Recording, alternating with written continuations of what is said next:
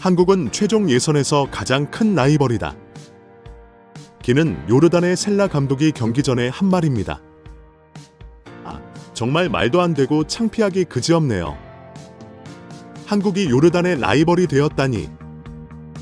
사실 8개월 전 한국은 요르단에 0대2로 참패했습니다. 인정해야 합니다.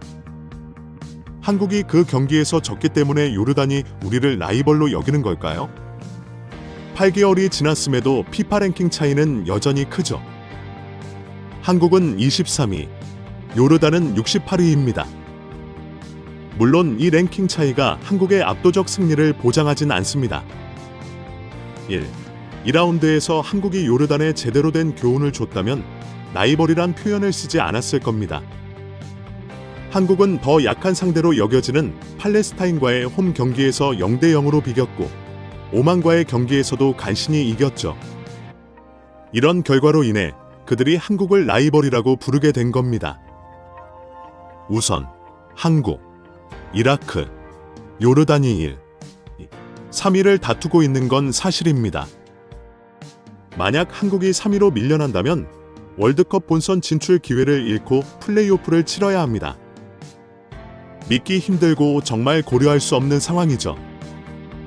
보통 이런 상황에서는 감독을 비난하고 비판하며 더 잘하라고 요구하겠지만 솔직히 저는 그럴 생각이 없습니다.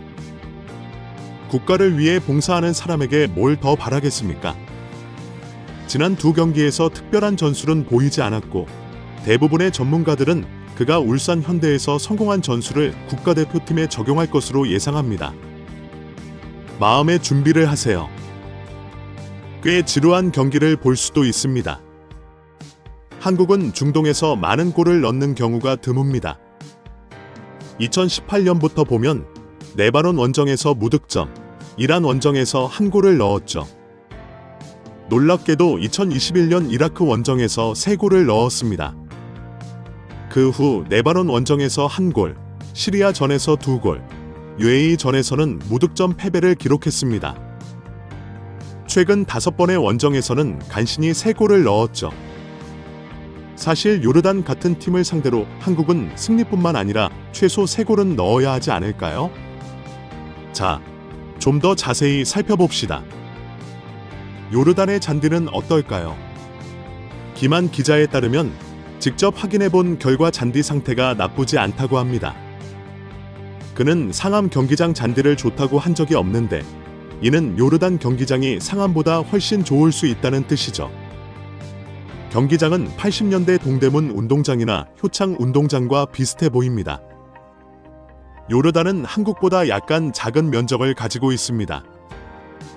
인구는 약 1천만 명이고 GDP는 5천 달러도 되지 않습니다. 그래서 경기장이 아직 그런 상태인 거죠. 자원 부족으로 발전이 어려운 나라지만 시리아와 팔레스타인 난민들을 받아들였습니다. 아시다시피 중동 지역은 전쟁으로 매우 혼란스러운 상황입니다. 이스라엘은 심지어 레바논 도시에 미사일을 발사해 많은 사상자를 냈고 우리는 레바논에 거주하는 한국 시민들을 수송기로 대피시켜야 했습니다. 정말 위험하죠. 우연히도 요르단은 이스라엘과 레바논 바로 옆에 있어서 전쟁 위험에 대한 걱정을 하지 않을 수 없습니다. 요르단 감독은 인터뷰에서 중동이 불안정하지만 요르단은 안전하다고 말했습니다. 많은 한국 팬들이 올 것이라고 들었고 요르단은 최고의 서비스를 제공하여 안전하게 경기를 관람하고 돌아갈 수 있도록 하겠다고 합니다. 정말 감사합니다. 전쟁 중인 레바논에 대해 언급하면서 요르단이 안정적이라고 했습니다. 요르단은 손흥민이 한국과의 경기에 불참하는 것에 대해 매우 관심을 가졌고 이는 그들에게 행운일 수 있습니다. 하지만 요르단 감독은 여전히 경계심을 늦추지 않고 있으며 손흥민이 없어도 한국에는 다른 훌륭한 선수들이 많다고 말했습니다. 요르단 기자들은 당연히 자국팀의 좋은 결과를 원하기 때문에 홍명보에게 여러 가지 질문을 했습니다. 그중 하나는 홍명보를 당황시킨 질문이었어요. 협회의 문제를 부패라고 적시한 적이 없지만 사실 그것은 행정적 부패나 권력 남용 아닌가요? 홍명보는 표정 관리를 잘하며 대답했습니다. 그건 경기장 밖의 일입니다. 중요한 건 우리 선수들의 경기입니다. 저는 감독으로서 제 역할을 제대로 하려고 노력하고 있습니다. 그렇죠. 맞습니다. 사실 그는 요르단을 약간 위협하기도 했습니다. 9월과 비교해 우리 핵심 선수들의 컨디션이 더 좋아 보입니다.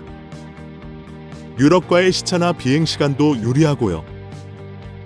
전반적으로 큰 부상이 없다는 것도 우리 팀에게 긍정적입니다. 요르단은 이 말을 듣고 침을 삼켰을 겁니다.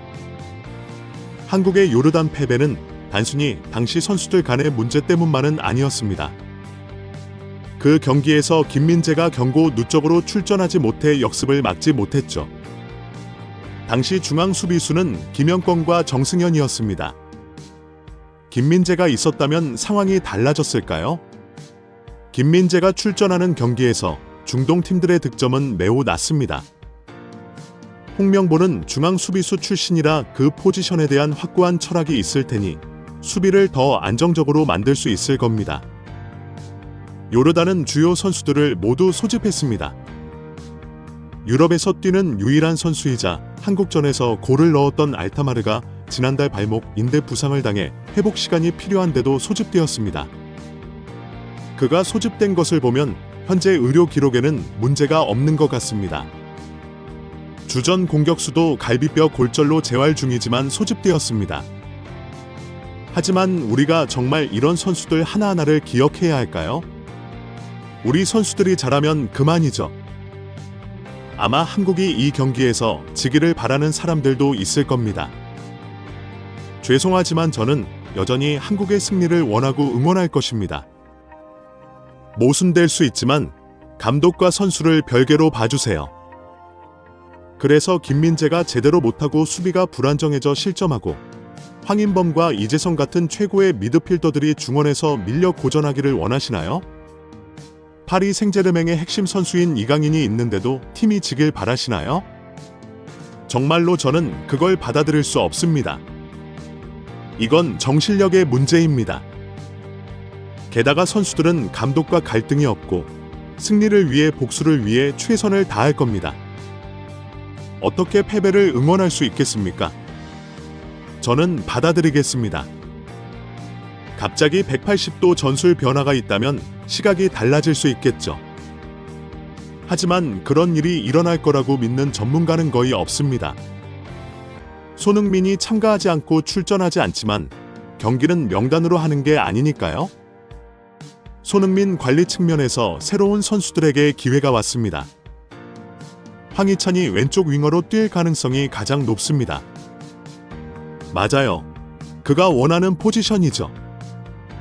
국가대표팀에서 이 기회를 잘 활용하세요. 마음껏 빛나세요. 그리고 한국으로 돌아와 이라크전을 준비해야 하기 때문에 라인업 변화가 있을 수 있습니다.